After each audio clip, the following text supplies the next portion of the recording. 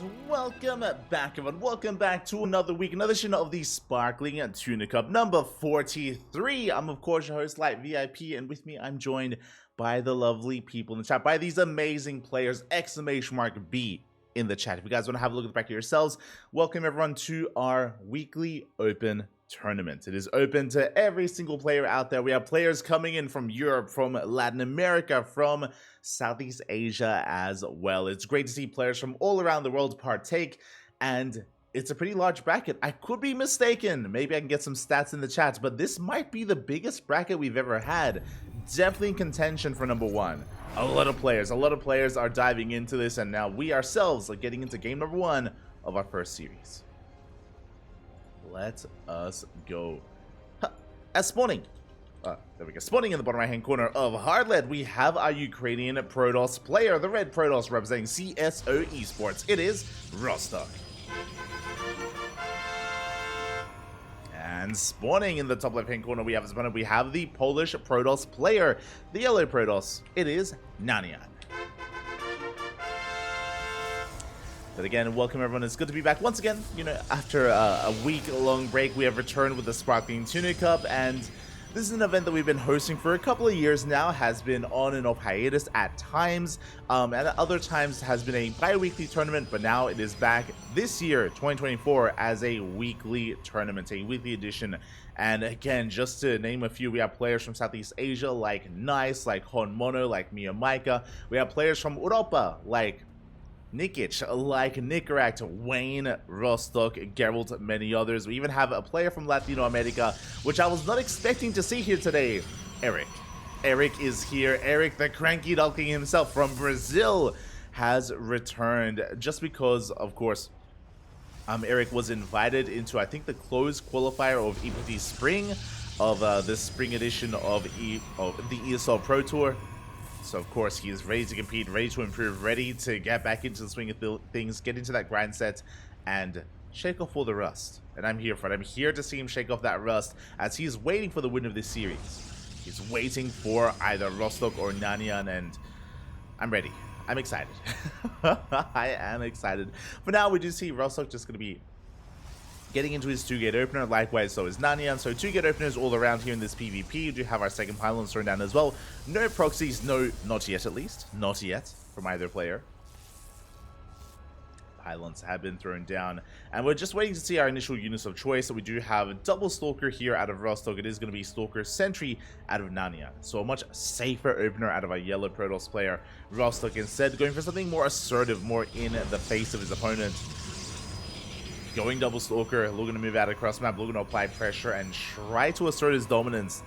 We'll see if he can. Again, Rostok, he's more of a higher tier player here, but I'm ready to really be introduced to Nanian. We've casted Nanian in the past, have done so, and I'm looking to see how much they have improved in the couple of weeks that we have not casted them. I'm ready for it.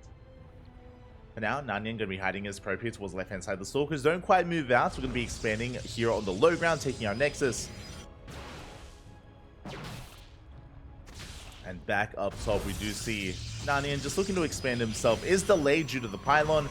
Ooh, and is going to be responding with a Robo opener. Very interesting. So with a Robo, this can be one of two things. We could just be getting ready for an all-in, but we have scouted the Nexus. So this could be for a third gateway. I'm curious how we're going to make use of this Robo. It could just be very defensive. With the fast Robo, we can make fast Immortal. We can get into fast Immortal production to protect the natural base.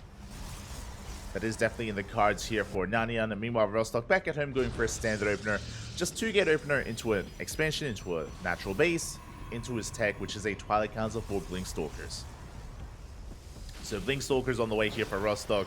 I would imagine Immortals on the way for Nanian instead. Is just hurtling on up. Hallucination going to be zooming across the map as we speak. Rostok likewise does the same. Does confirm the Robo. And we can see the Immortal is already on the way. So basically, the way this works is that Rostok has map control. Rostok, he has Blink, he's working on Forge for +1, which is all scouted, and Rostok, he will have a mobile army out on the map, marauding around the map. Meanwhile, Nanian is going to be stuck at home. With a higher immortal count, he will have a beefier army, that is true, but it is going to be immobile, and as a result, we're going to be playing a more defensive style. At least we should be until we build up a higher immortal count.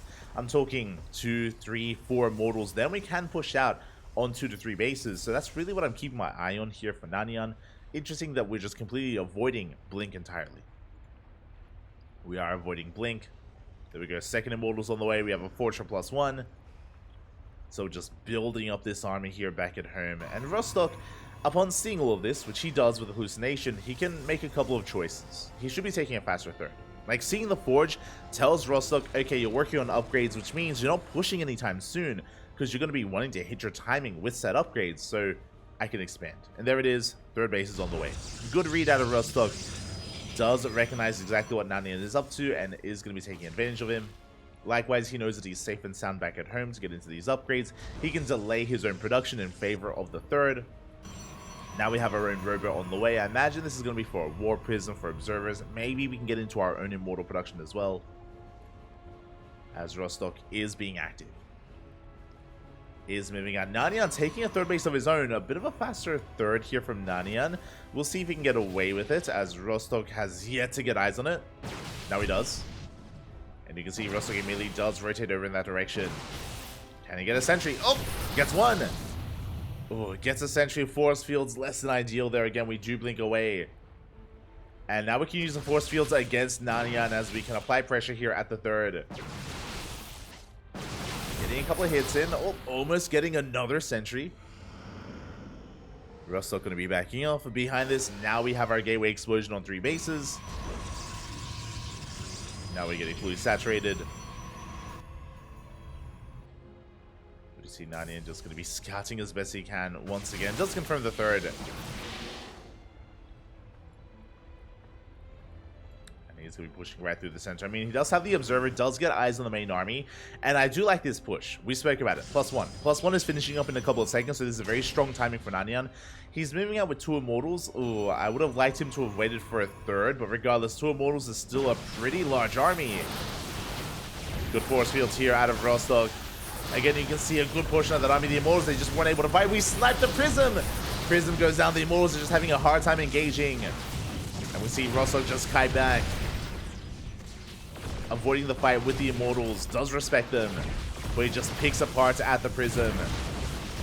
And at the army. And you can see the first Immortals, they are going to be falling. Up! We do recall 1 Immortal does survive. We're down to 2, but Nanian, he just lost so much there in that fight. Again, just a really solid engagement out of Rostok. And Nanian, I mean, +1 did kick in, but now we have +2 on the way, working on charge, working on the next step, but we have lost so much already. We've lost so much momentum, and Rostok, from here, he can push out. He's going to take a 4th instead. He's got a 4th base on the way, but there's the War Prism. We're just waiting for the War Prism, then we can move out, we can reinforce. And Rostok, he can commit. Doesn't have Immortals, but he doesn't need them. Again, Zealots make up for that. They do an amazing job of just tanking for the Stalkers. And just eating these Immortal shots. We're back up to 3. Not a bad Immortal count, but we have nothing else to support them. Nanian still just getting his 3rd base up and running, and here comes Rostok. Now what's scary is that because we don't have Blink, Force Fields are king. As we saw in that last fight, Force Fields, they do so well at just cutting up the army, forcing back, and splitting up the forces of Nanian. Speaking of, we dive on the Immortals, we focus on the shield battery, no overcharge. And we just lock the Immortals in place. We throw down the Force Fields, there is no way out. And the army can be focused down. Yeah, the Immortals fall one after the other. GG gets called, and Rostok takes game number 1. GG.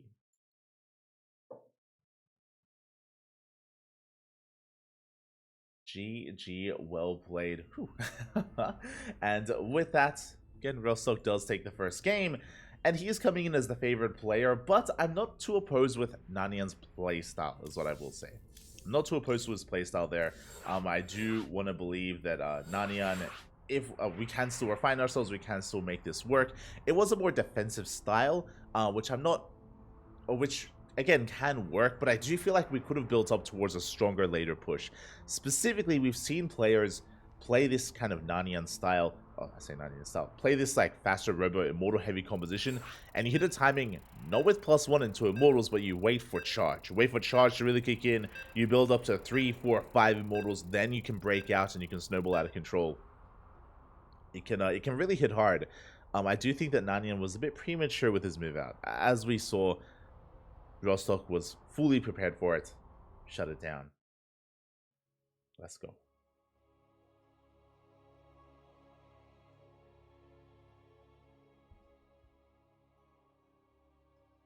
Catching up in the chat. Nice. Geralt and Wayne signed up. Oh. Yeah, we got some big players, man. We got some big players. And many more than that. But regardless, here we go. We're getting into game number 2 and spawning in the bottom right hand corner of Oceanborn. We have the Ukrainian Protoss player, the red Protoss representing CSO Esports, leading the series 1-0. It is Rostok. And spawning in the top left hand corner, we have his opponent. We have the yellow Protoss player, the Polish Protoss. Down in the series, they're going to fight back. It is Nanian. Go. As for now, we're looking at some standard openers for the time being. We'll keep our eye on these probes to see if they head out in any other direction. So, hello, Mr. Tuna. Looking beautiful. And of course, if you do enjoy the Sparkling Tuna Cup, if you want to support it as well, there are ways to do so via Matcherino, via Patreon. Many ways to support the Sparkling Tuna Cup if you're interested. Otherwise, you know, enjoy the show, enjoy the cast, enjoy the tournament. Looking at the bracket, I can tell it's going to be amazing. The one problem with the bracket, and we'll get into the bracket after this series, the biggest problem with it is that there are too many good matches. There are too many good series. Like, I was so overwhelmed. Looking at the bracket for the first time, I was looking at it and I was like, I want to cast everything. Like, there's just so many good series going on. I want to catch as much as possible, but I'm only one man. We only have one stream at the moment, and yeah, as a result, there are going to be matches that we won't be able to cover. Unfortunately, we'll get into it later. For now, you know, we have our first series here, and we do have our second pylon thrown down. No proxies whatsoever. Nanian throwing down his second pylon here in the main. Likewise, Rostok throwing down his second pylon in his main base as well, so there is no proxy.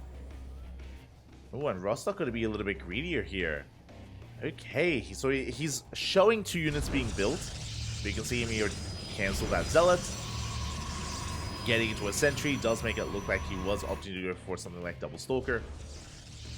Likewise, Stalker Sentry coming out from Nanian as well. Okay. So some slight deviations, but for the most part, Stalker Sentry is on the way. Again, the Sentry was kept hidden, was not revealed here by the scouting probe. And once again, Rostok does go for the pylon block, is going to delay the expansion of his opponents, and Rostok he will be free to take his own. Ooh, as Nanian, a much more aggressive build this time. Instead of going for the Robo Opener, it's a Twilight Council. Twilight Council instead here at Nanian. Do love to see it. With this, it leads into faster blink. This could lead into a Dark Shrine. Speaking of, are we going for a proxy Dark Shrine? This Twilight Council is lined up with this pylon. So by the time it does finish, we can throw down a Dark Shrine. We can try to get one over on Rostok. We spoke about this yesterday even, because we casted a game in the KSL, the Korean StarCraft League, where Hero went for a Dark Shrine against Creator, and he just ended the game then and there. And we could see something similar here, as we have a Dark Shrine on the way, as we mentioned. And if there is no detection, then this can end the game. Oh boy. For now, it's going to be a Twilight Council open out of Rostok. If we play safely, then we can go for a Robo. The problem is that Rostok has been scouting. The problem is he's been scouting and checking with the hallucination. He does see the Twilight Council. We can see it researching here and now. Blink is a little bit later here for Nanian, but what really matters is this. The Gateway and the Dark Shrine finishing up. Oh boy, and this can become a build or win. Thankfully, we have a Robo. There is a Robo on the way for Rostok. He's playing it safe, and there's a reason for that. He scouts. Hallucination did barely come across this. He sees the Dark Shrine. He knows what's going on, and he's going to be shutting it down. Phew, very fortunate scout there with the Hallucination. He gets on top of the pylon. And he will depower this Dark Shrine. Likewise, at the same time, if they get into the main, 4 probes go down. We got 4 or 5 worker kills as well. So get a little bit more damage done at the natural base.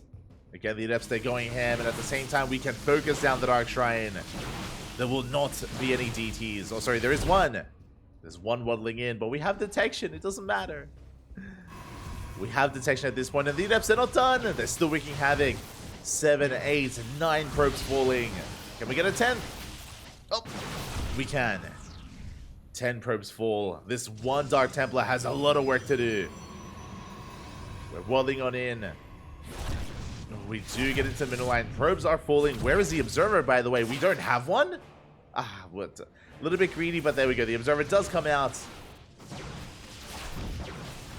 And we get 5 probe kills before the DT dies. I mean, that was some good damage dealt by Nanian. If only he hadn't lost so many probes himself, then he'd be in a comparable position. But now he's behind. He's behind in the economy. We're even on tech with those Blink Stalker upgrades. Rostok, he's ahead in bases. Has his 3rd on the way. Like Nanian, he was banking so much on those Dark Templar, and they just did not pay off. Did not work out for him, unfortunately. With that hallucination going to be dipping in between the bases. Trying to get a scat off. It's going to be shut down. Do see a forge on the way here by Rostok, so he's working towards +1. Working towards just additional upgrades, building up his Stalker army. Still committing with pure Blink Stalker, and Nanian, again, is in a bit of trouble. I'm afraid to look at the units tab here, but yeah, Rostok, he is up in Stalkers, throwing down his own Dark Shrine even. Can Rostok break through? Oh. No War Prism, by the way, so Rostok, he can't reinforce. Rostok, he cannot break this position, but there's no third. There's no third base. We only have the natural. Nanian, he's just down a base, down in economy so heavily. Rostok doesn't have to force the issue. Doesn't have to force it. Rostok playing with fire right now. He has to calm down. Rostok gonna be pulling back from here. Gonna be retreating. Behind this, we're getting into Immortal production. We're getting in towards that Dark Shrine, as we mentioned. It's halfway done.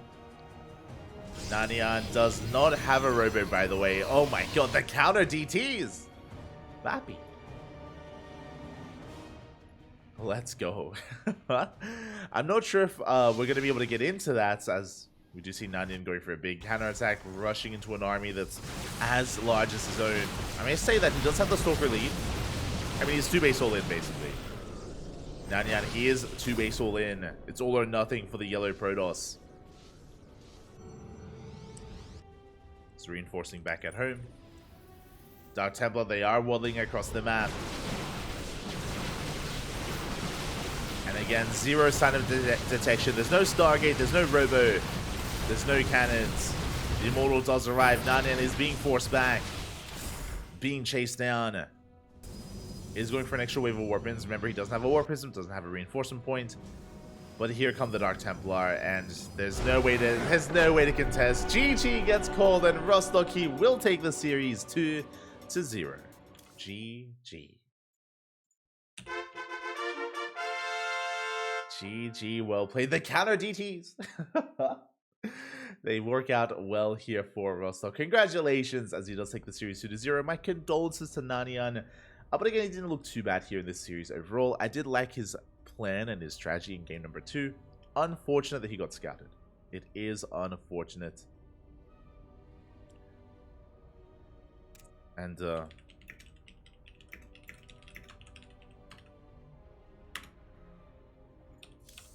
we've got to switch over. But it is unfortunate that that Nanian just was scouted. He wasn't able to pull that off.